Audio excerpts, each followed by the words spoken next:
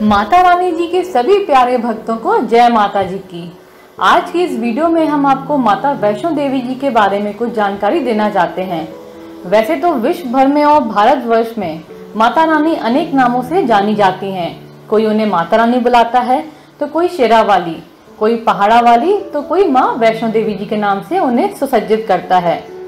और माता रानी जी भी अनेक रूपों में अपनी कृपा अपने भक्तों पे बरसाती हैं और उनकी मुंह मांगी मुरादें पूरी भी करती हैं। माता वैष्णो देवी जी के बारे में एक बात और भी प्रचलित है कि माता आप बुलांदी, मतलब यदि माता रानी जी का बुलावा न आए तब तक आप यात्रा पर नहीं जा सकते। तो इसीलिए यदि कभी आपको माता रानी जी के दर्शन की इच्छा प्रकट हो तो उन्हें सच्चे मन से, सच्ची श्रद्धा से याद कीजिए। यदि आपका संदेश उन तक पहुंच गया तो वो आपको यात्रा पर अवश्य बुलाएंगी। तो सिर्फ एक कदम ही आपको अपनी तरफ से उठाना है, बाकी सारा कुछ माता रानी जी पे छोड़ दीजिए। वो आपको यात्रा पर बुलाएंगी भी और आपकी यात्रा की हर मुश्किल दूर करते हुए अपने दर्शन भी देंगी। तो जो भक्त माता रानी जी के दर्शन के लिए जाना चाहते हैं तो हम उनको बता देना चाहते हैं कि माता रानी जी के दर्शन के लिए, उनकी यात्रा के लिए आपको जम्मू जिले के कटरा शहर तक पहुंचना है। और कटरा शहर तक पहुंचने के लिए आपको अनेकों सुविधाएं मिल जाएंगी। और सबसे अच्छी सुविधा जो कटरा तक पहुंचने की है वो है ट्रेन, क्योंकि प्रत्येक प्रदेश से, प्रत्येक राज्य से बहुत सारी ट्रेनें कटरा तक जाती हैं। हालांकि ये ट्रेन पहले जम्मू तक जाती थी, वहां से भक्तों को कटरा तक पहुंचना पड़ता था, पर गवर्नमेंट ने अब कई सारी ट्रेन जो स्पेशल कटरा तक जाती हैं, ऐसी ट्रेन भी उपलब्ध कराई हैं। और कटरा से माता वैष्णो देवी जी की यात्रा लगभग 12 किलोमीटर की है। कटरा रेलवे स्टेशन से आपको उस स्थान पर पहुंचना पड़ेगा जहां से पैदल यात्रा की शुरुआत होती है, जो कि कुछ ही दूरी पर है। आप आराम से ऑटो से 5-10 मिनट में उस स्थान तक पहुंच सकते हैं और वहां पे अपना सामान रख के पैदल यात्रा शुरू कर सकते हैं।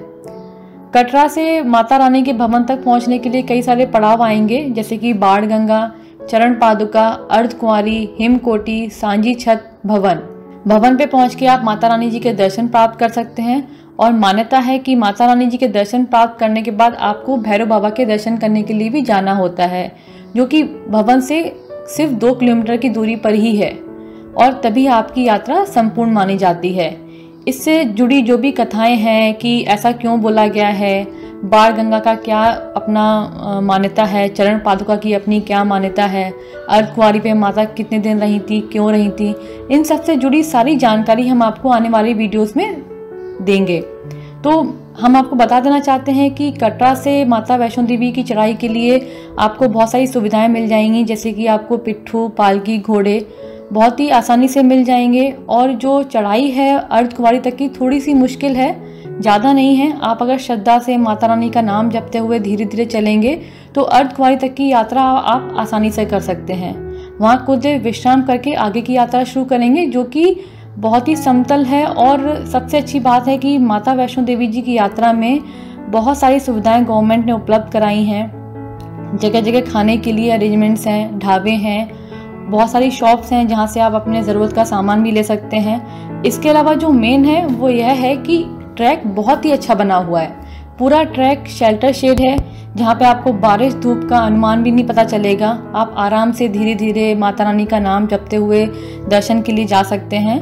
और दर्शन के लिए जाने के लिए भी 2 रास्ते हैं, एक नया रास्ता बना है, एक पुराना रास्ता बना है। इन दोनों रास्तों के बारे में संपूर्ण जानकारी हम आपको आने वाले वीडियोस में शेयर करेंगे। इसके अलावा जो मेन सुविधाएं गवर्नमेंट ने प्रोवाइड कराई हैं वो है बैटरी कार। यदि कोई बुजुर्ग है तो वो बैटरी कार की सुविधा ले सकता है। और बच्चों के लिए स्पेशल बेबी वॉकर चलाए गए हैं, जो कि पहले नहीं दिखते थे। अभी बेबी वॉकर्स भी स्टार्ट कर दिए गए हैं, जिससे कि अगर आपका कोई छोटा बच्चा है वो आराम से बैठ के अपनी यात्रा एंजॉय करते हुए भवन तक जा भी सकता है और भवन से आ भी सकता है।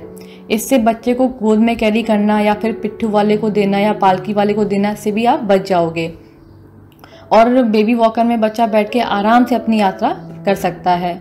इसके अलावा घोड़े की सुविधा भी आपको वहाँ आसानी से मिल जाएगी। जिनको चलने में थोड़ी तकलीफ है वो घोड़ा करके भी जा सकते हैं। सबसे अच्छी बात है कि पहाड़ी इलाका होने के बाद भी ट्रैक इतना स्मूथ बना हुआ है कि घोड़े आराम से चल लेते हैं। तो जो खतरा होता है घोड़े से गिरने का या फिर फिसलने का, वो खतरा भी यहाँ पे आपको देखने को नहीं मिलेगा। तो यदि आपको यात्रा जल्दी करनी है या फिर चलने में कोई परेशानी है तो आप घोड़े का भी सहारा ले सकते हैं। और इसके अलावा रोप वे भी चलाई गई है जो कि माता रानी के भवन से भैरव बाबा की चढ़ाई तक आपको आसानी से मिल जाएगी। उसके कुछ कंडीशंस हैं कि कब बुकिंग स्टार्ट होती है, कब खुलती है, वो सब हम आपको आने वाली वीडियोस में ज़रूर बताएंगे। तो ये कुछ जानकारी हम आपको बता देना चाहते थे जो भक्त जाना चाहते हैं माता रानी जी के दर्शन के लिए। इसके अलावा भी कोई और जानकारी आप हमसे पूछना चाहते हैं वो आप हमें कमेंट बॉक्स में कमेंट करके पूछ सकते हैं या फिर हमारे व्हाट्सएप नंबर पे व्हाट्सएप करके भी पूछ सकते हैं। बाकी धीरे धीरे जो भी संपूर्ण जानकारी है माता वैष्णो देवी जी की यात्रा से जुड़ी हम आपको सारी वीडियोस बना के शेयर करते रहेंगे। जय माता जी की।